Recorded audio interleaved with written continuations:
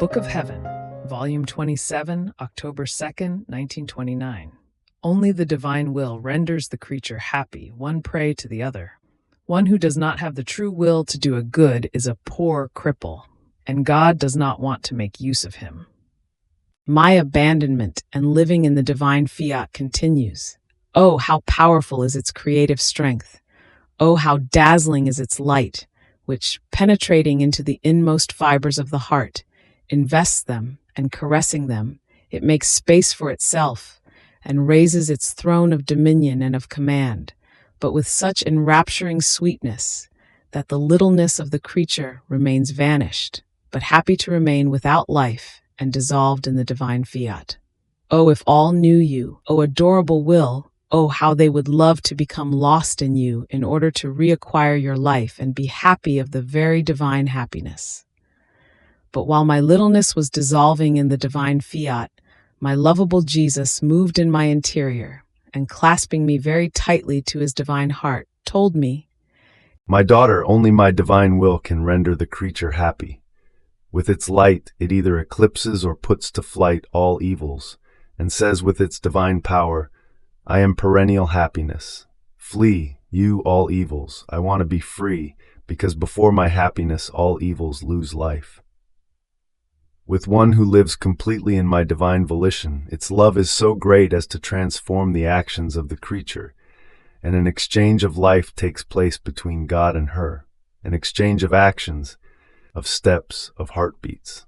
God remains clasped to the creature, and the creature to God.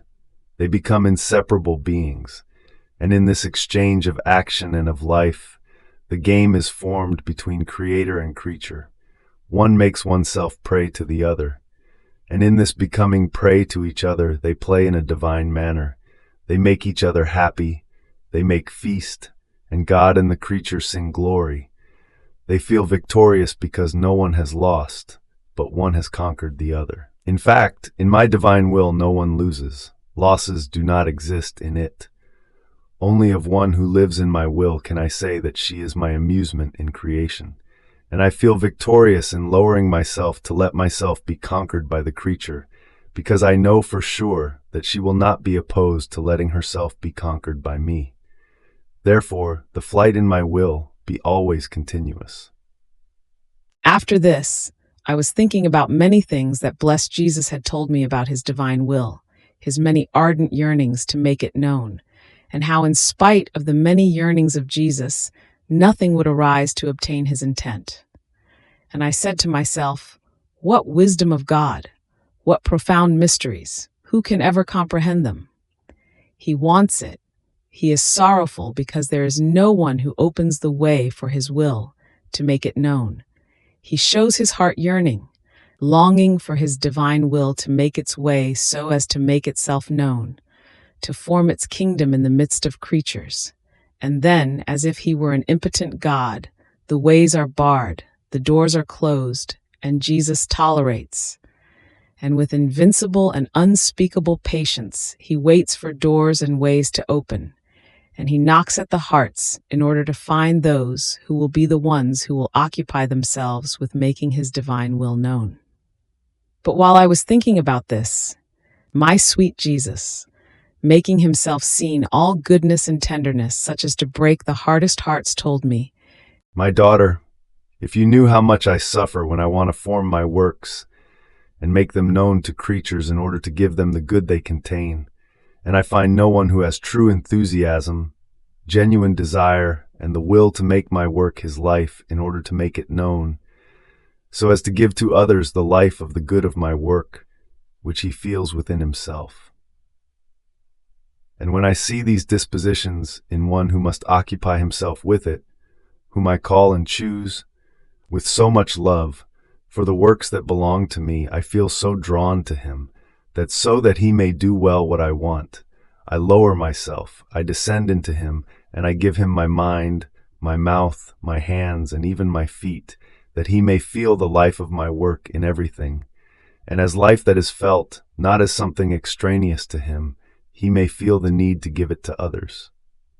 My daughter, when a good is not felt within oneself as life, everything ends up in words, not in works, and I remain outside of them, not inside, and therefore they remain like poor cripples, without intelligence, blind, mute, without hands, and without feet. And I, in my works, do not want to make use of poor cripples. I put them aside, and heedless of time, I continue to go around in order to find those who are disposed, who must serve my work. And just as I did not get tired of going around the centuries and the entire earth in order to find the littlest one, so as to place in her littleness the great deposit of the knowledges about my divine will, so will I not get tired of going around the earth over and over again to find the true disposed ones, who will appreciate as life what I have manifested about the divine fiat, and these will make any sacrifice in order to make it known.